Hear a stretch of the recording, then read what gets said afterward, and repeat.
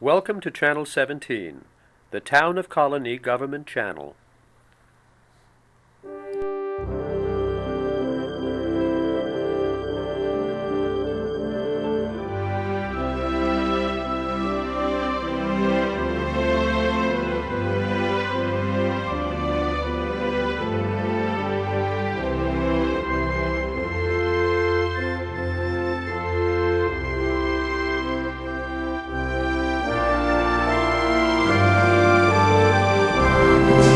Appreciate everybody being here this evening. We have the Electric City Chorus who's going to sing some songs for us, and then we'll get into the program at their completion. So again, welcome, and I'm going to turn this over to the Electric City Chorus.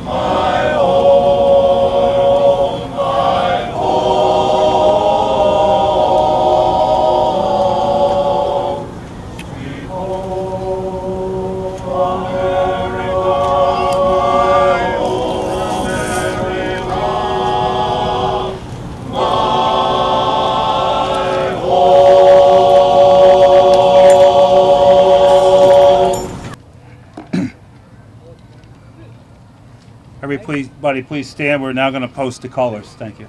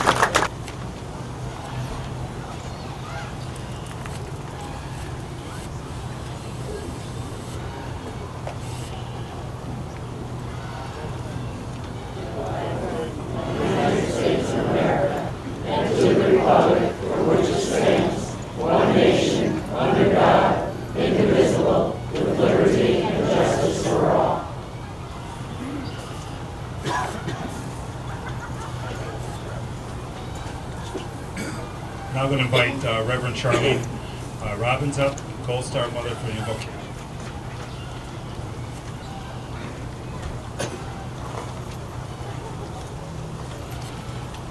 Soil in almost every part of the world. In such places, America's finest have paid the supreme sacrifice for our nation's freedoms. If we don't remember, the younger generation will soon forget, because the freedom has not cost them anything. Today, we remember.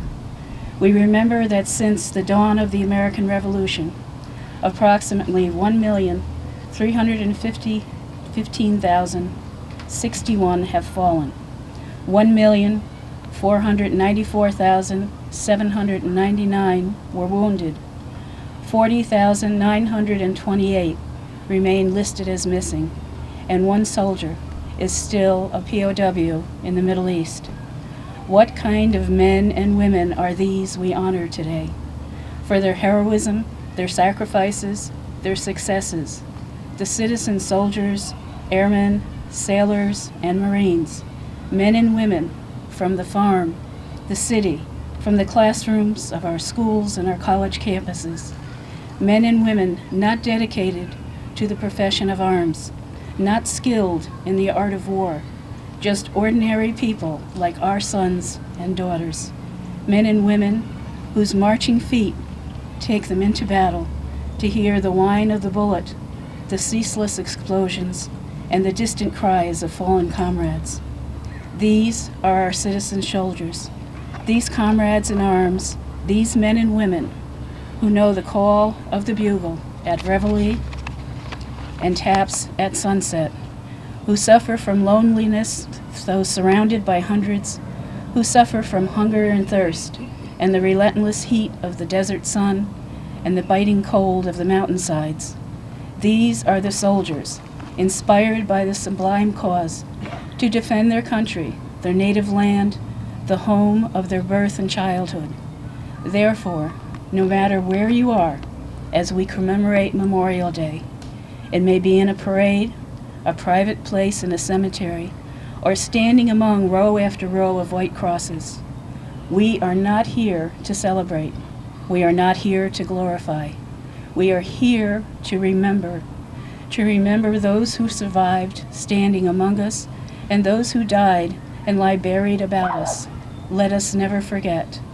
On this Memorial Day, let us give thanks for these noble men and women who have given their very lives for our country, and give thanks to God for those who stand guard over America today to protect and preserve our liberty and our way of life. Amen. Thank you. Everybody can be seated now. Those who have chairs. Sorry we didn't put up more. Again, welcome everybody here this evening. This evening we are here to remember our veterans and our military men and women past and present. We are also here to reflect on all those who have made many sacrifices to keep our country strong and free. We are honoring two individuals from our town that lost their lives while serving in the military service with an honor brick tonight. Our town veterans groups will be placing wreaths of honor at our new Town of Colonie Veterans Memorial. At the completion of ceremonies, I also invite everyone to visit the memorial and read the names of the brave residents who have served with pride and honor. And with that, I'd like to introduce a few of our dignitaries that are here this evening. When I say your name, if you can just wave, and if there's a few people I forgot, which I see one, I just got Jack Murphy. He's from the Village of Colonie trustee. I'm glad I just seen you there because I didn't have you on my list, Jack. New York State Assemblyman Bob Riley, right here. We have our town supervisor, Paula Mahan. Deputy Supervisor Nancy Hernandez, somewhere, okay. Town board members, Dan Hornick, somewhere, okay, Dan. Also town board member Linda Murphy. We We have Judge Summers here from the town of Colonie. And going through my list here. Tim Lane from the Village of Manans, Deputy Mayor. And I think that's everybody that I've seen before. If there's anyone else that came in, please raise your hand and we'll say hi. All right, I don't want to forget anybody here. With that, I'd now like to introduce our town supervisor, Paula Mahan. Paula?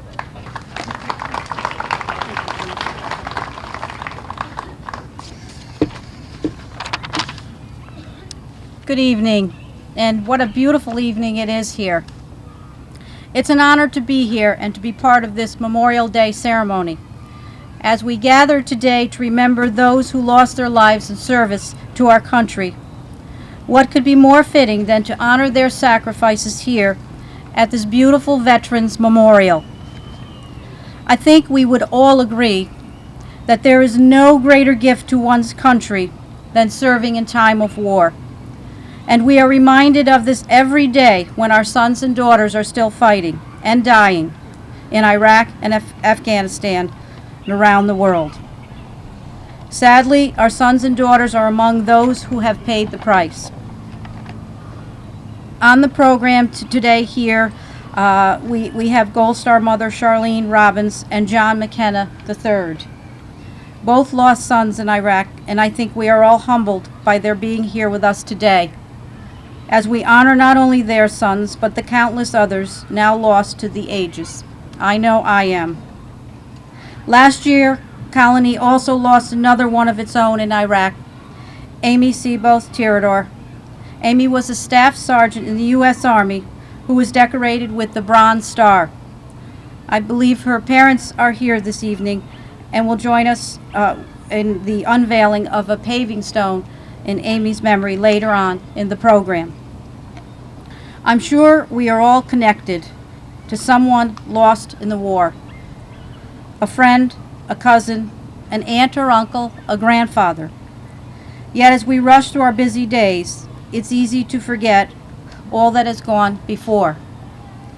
So I find it heartening that today we will also honor for the first time ever Robert J. Winters, a Colonie Central graduate who was killed in action in Vietnam on November 9, 1967. A time not really so long ago, but which now seems almost a lifetime away. And I also believe that Robert Winters' relatives are here this evening. Tim Lane and your mom and dad here also. Thank you for being here. When we think of Memorial Day, we think of celebrating with our families, having a cookout, or just enjoying the day off. But let us never forget that we have the luxury of these choices because others fought and died for us. That's why it's so important on Memorial Day to remember and honor their collective sacrifice. And finally, as we reflect on all those who gave their lives in the name of freedom, it is impossible not to think of the men and women fighting abroad in the name of freedom today. We wish them Godspeed and a safe return home. God bless. Thank you, Paula.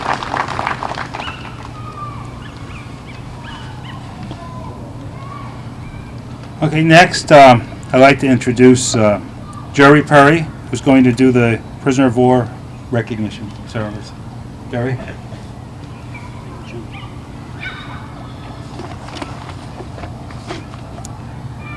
Good evening, ladies and gentlemen, family, friends, and all veterans. My name is Jerry Perry, and I'm the past commander of the Joseph E. Zaloga Post number 1520 American Legion on Everett Road. I am also a past commander of Albany County. I've been invited here tonight to tell you about our POW MIA table and explain its meaning and why it is important to every man and woman who has served our country in all branches of the service, both stateside and abroad. It is important to the families and friends of our comrades who have made the supreme sacrifice and gave up their lives in the defense of our beloved country, the United States of America. I now call on Albany County Commander Harvey Martel, and Post Commander from the Zaloga Post, Mark Blank, to place the POW MII banner on the empty chair, and please light the candle.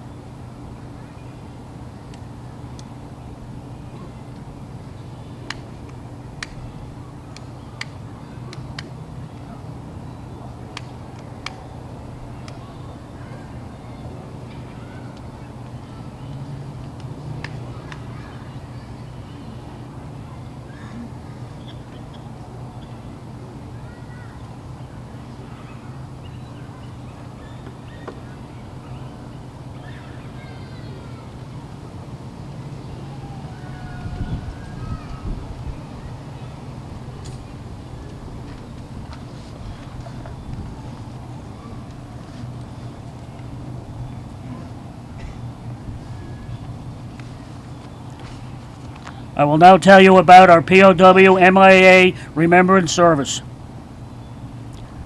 For those who have served, and those currently serving in the uniformed services of the United States, are ever mindful that the sweetness of enduring peace has always been tainted by the bitterness of our personal sacrifice.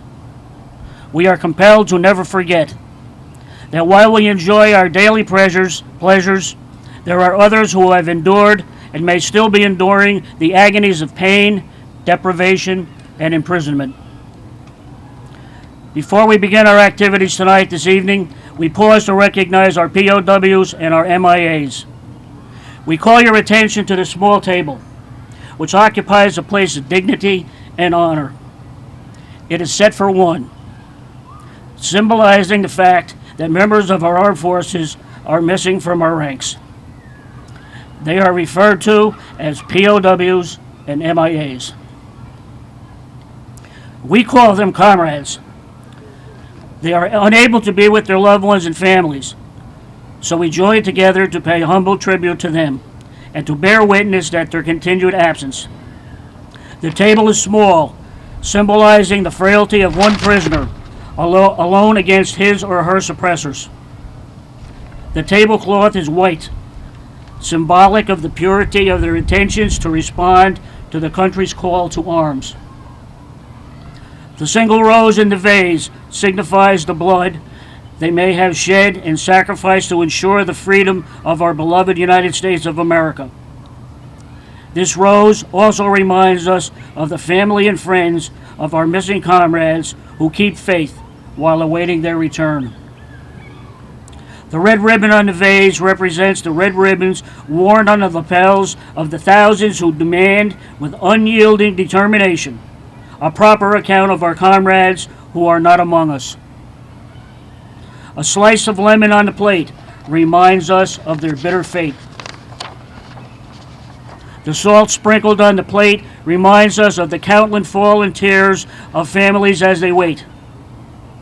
The glass is inverted. They cannot toast with us at this time. The chair is empty. They are not here.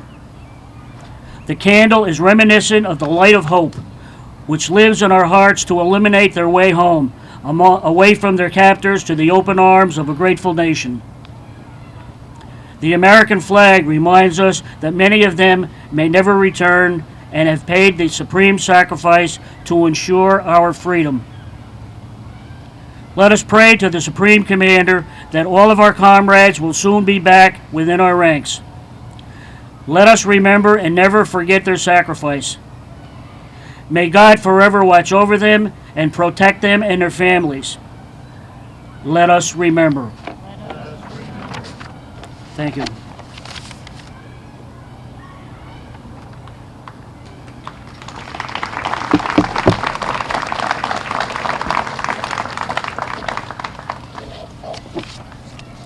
Okay, right now I'm about to bring up our guest speaker, but I just want to tell you a little bit. It's in the program. I'm going to read a little bio here on John McKenna. John J. McKenna III is a U.S. Army veteran, having served from 1963 to 1966 with ARODCOM Sea Battery, 3rd Missile Battalion, 51st Artillery Brigade. Having been born and raised in Brooklyn, John and his wife Karen moved to Clifton Park to be closer to their two children, Allison and John IV, and their granddaughter, Michaelia. Okay. When his son, Captain John J. McKenna IV, USMC, and New York State Trooper, was killed in action August 16, 2006, John made the decision to retire and devote his time to volunteering and special projects involving public service. In early 2009, John was approached by friends concerning a project to create a military courtesy room for traveling military personnel at Albany International Airport. John, with the help of Albany County Sheriff's Department Lieutenant Doug Buzzard, made this a reality. The Captain John J. McKenna IV Military Courtesy Room was officially opened on April 28, 2010, and since then it's been visited by many of our active duty military service men passing through Albany Airport. This time I'd like to invite John McKenna up, please.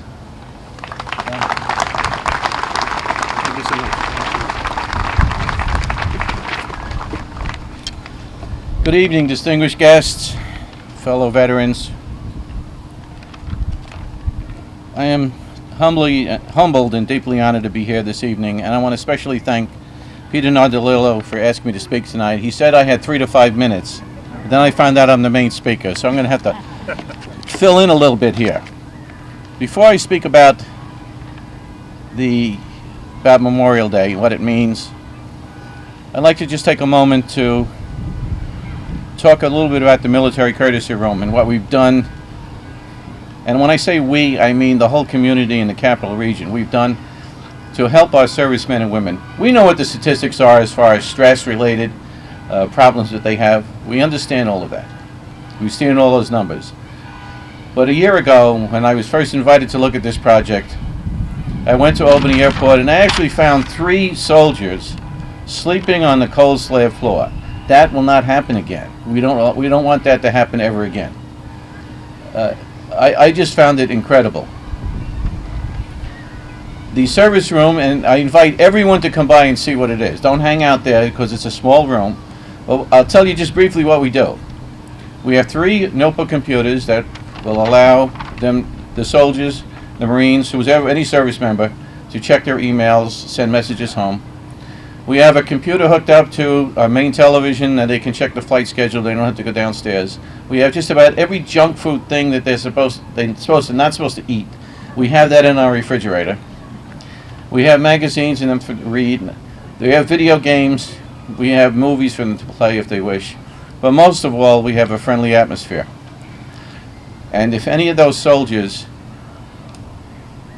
has a problem, has a canceled flight, whatever, we put them up in a hotel room at our expense. We do not want them sleeping there on the floor ever again.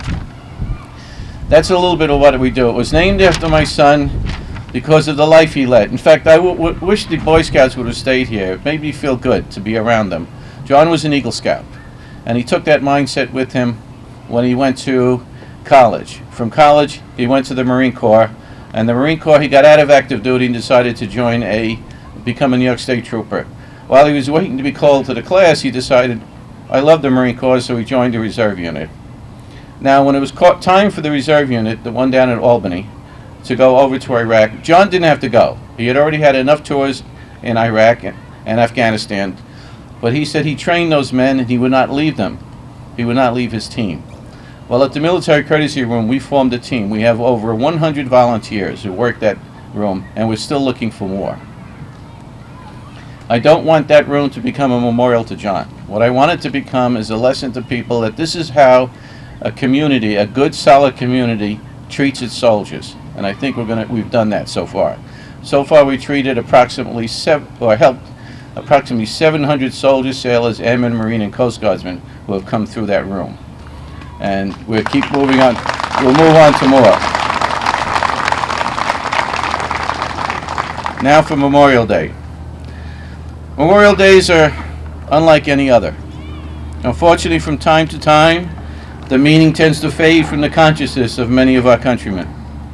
The opening of the summer season, college graduations, weddings, big sales at the malls, these often become center stage in the lives of many, especially our young. Those assembled here, I believe, do understand why we take a few moments each year to stop and reflect on the meaning of Memorial Day.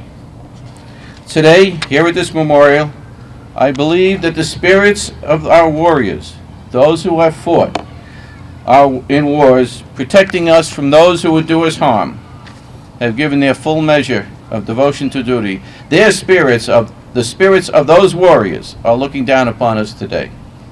And if we could hear them speaking to us, I believe they would be asking us, do you remember me? Do you remember me? Do you remember me? We may know the names of a few of our fallen. They may have been family members, brothers, sisters, fathers, husbands, sons and daughters, uncles. But there are tens of thousands more who have fallen so that we can stand proudly as Americans. Can we remember their names? Yes, we can. We can. We can call them soldier, sailor, Marine, airman, Coast Guardsman, merchant marine, hero, American. Those who have been touched by the tragedy of losing a loved one, defending our country, you understand the cost of war. Your lives have been changed forever. But how do we truly determine the cost of war? We hear sayings such as, freedom isn't free. But if it isn't free, what is the cost? How can you, or I, figure out what our freedom has cost us over the years? I propose that each one of us do the following. Once a year, on a warm, sunny day, with clear blue skies, each one of us should visit a cemetery that holds our fallen.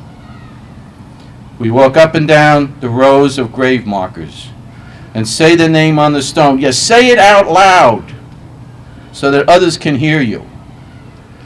And when you have walked a while and are being tired, stop and sit down in front of the grave of a 19 or a 21-year-old or a 23-year-old and try to picture what their life might have been like if their life wasn't taken from us. You might have become someone's father, someone's uncle, someone's grandfather. Next, think of the number of people whose lives were changed forever when they heard that he had died. He was just one of the many who had fallen in service to his fellow warriors and country.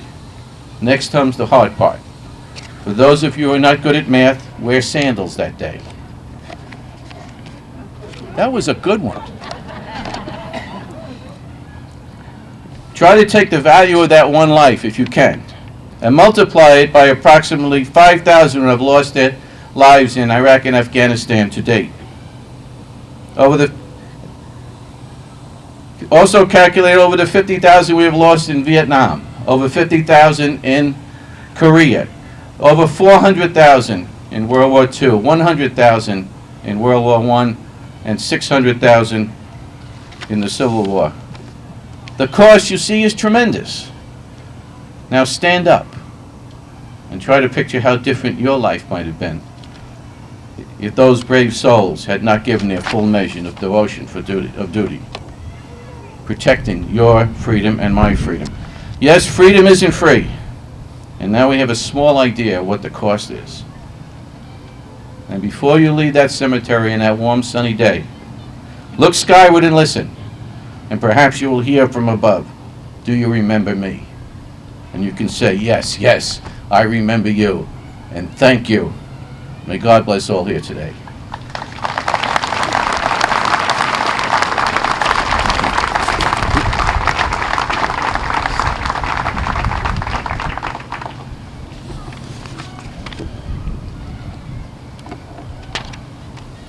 And now we're going to have our laying of the wreaths. I'd like to invite members of the Colonie Veterans Memorial Committee first to present your wreath. He'll be escorted by Boy Scouts.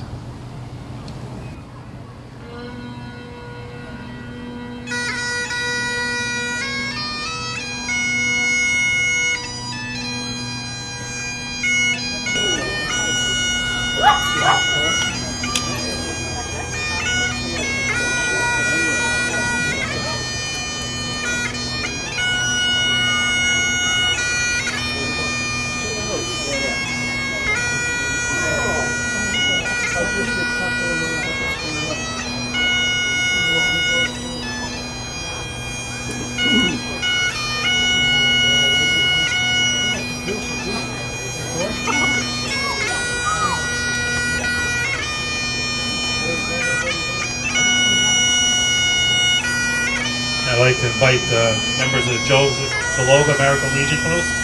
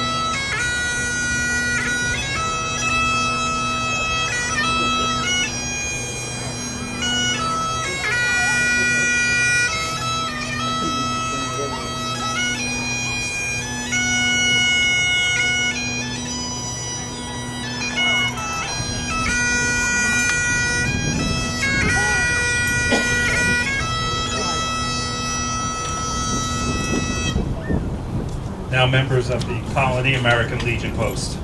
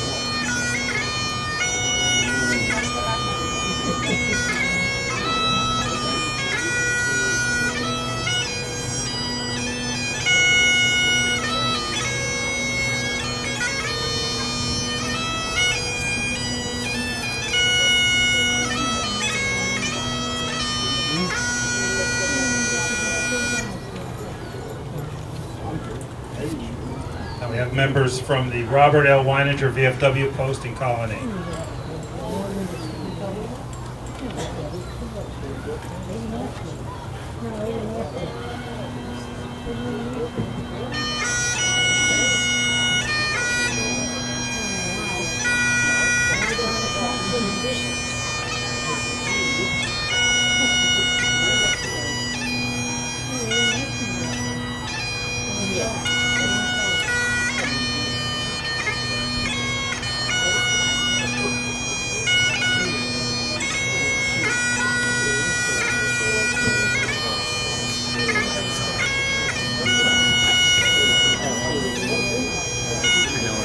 Drift in probably.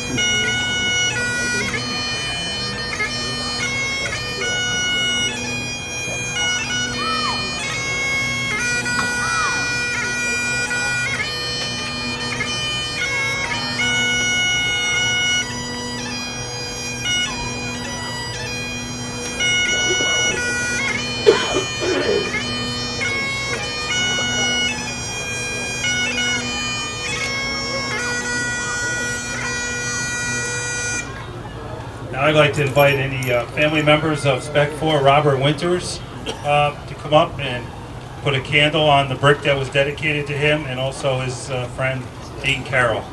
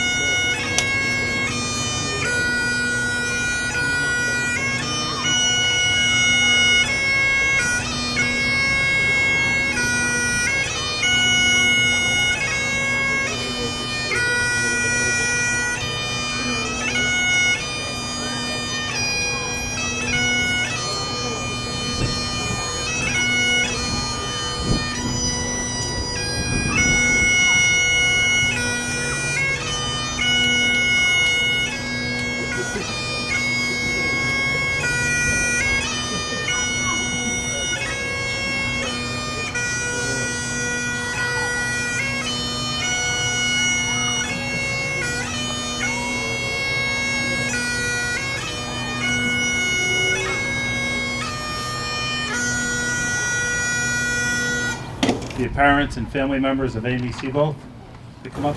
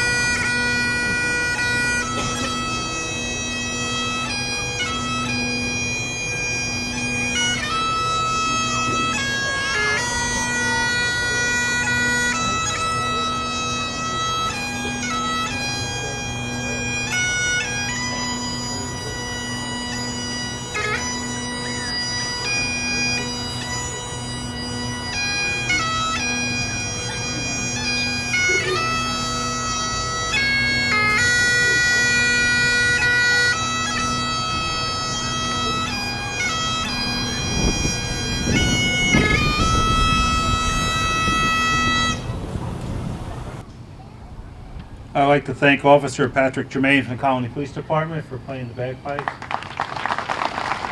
At this time, we are going to have our firing party, which is the Tri-County Council of Vietnam Veterans.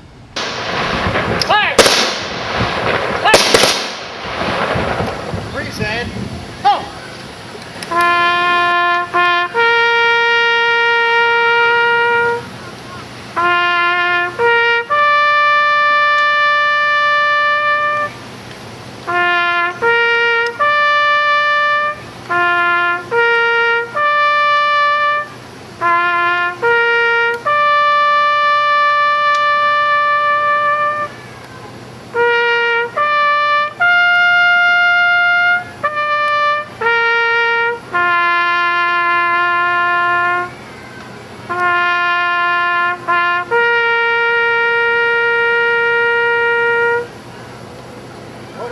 I'd like to now invite Reverend Charlene Robbins up for the benediction.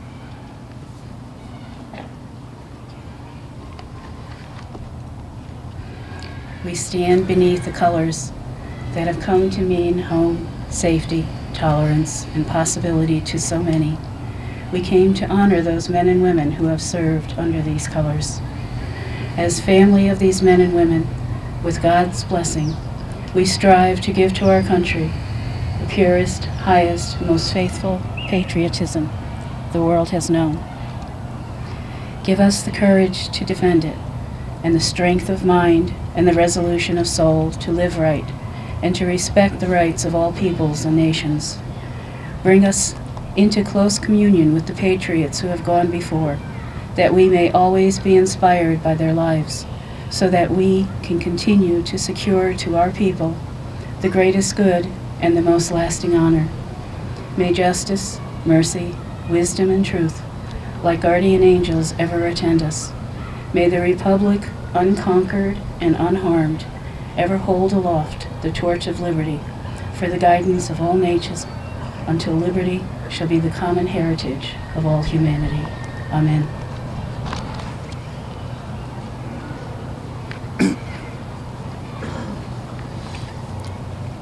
Okay, before we close, I'd just like to thank the Colony Veterans Committee members who put this together today. I think you did a wonderful job getting everything together. I thank you.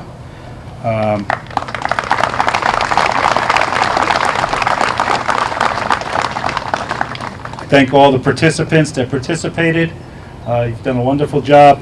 And again, I invite everyone to please visit the memorial, reflect on the names. Everybody there is, a brave Colony veteran that's on those bricks. So again, thank you for coming. Memorial Day's coming. Enjoy, and please fly your flag proudly. Thank you.